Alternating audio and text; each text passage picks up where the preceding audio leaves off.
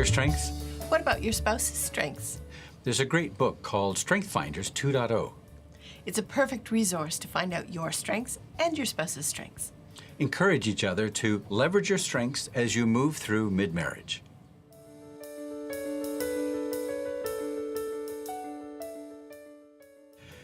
Knowing your strengths are important, and I'm sure after years of marriage, you probably know what your and your spouse's strengths are. You don't need a book to tell you what your spouse's strength is. I mean, his is very obviously perseverance. We're doing these videos, and he's persevering, making me come back into the studio time and time again.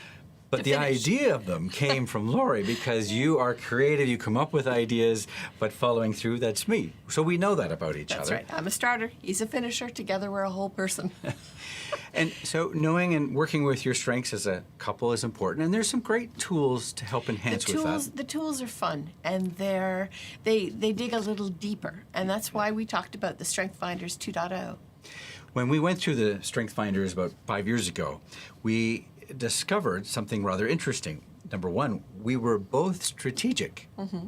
But in different areas. Yeah. You're strategic about relationships. Mm-hmm.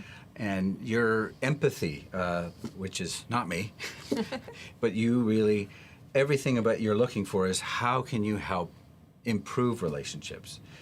You're intuitive. I rely on you.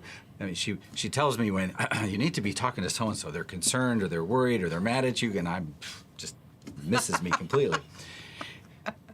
But my area of strengths is future focused. I'm a planner. He is. He's really good at putting together a plan that is realistic and doable. I'm about the details of the planning. Yes. And I love that. So it was interesting how the Strength Finders 2.0 book brought those things together. Mm-hmm. We also did that with our adult children, so it made it a very big picture. To see them as adults, I saw them in different light than I had otherwise, which was really neat.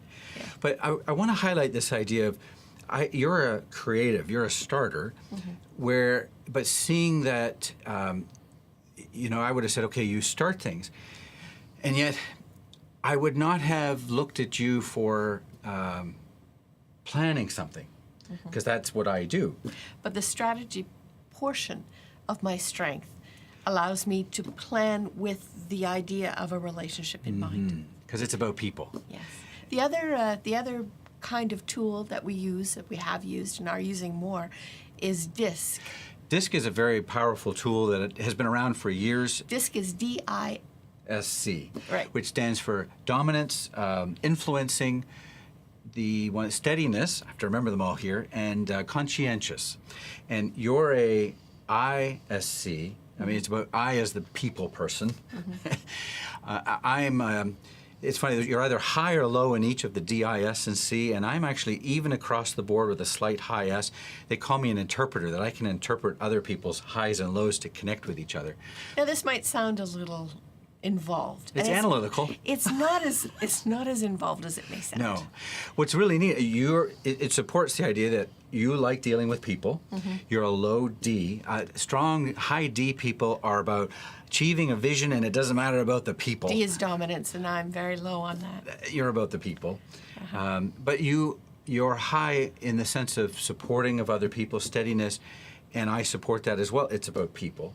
But I'm much more analytical than you are. Yes, my eyes glaze over. With numbers. So I think knowing your strengths and talking about them, working together, and in mid-marriage, I think you hit a point where sometimes you just see the weaknesses of each other. Yeah.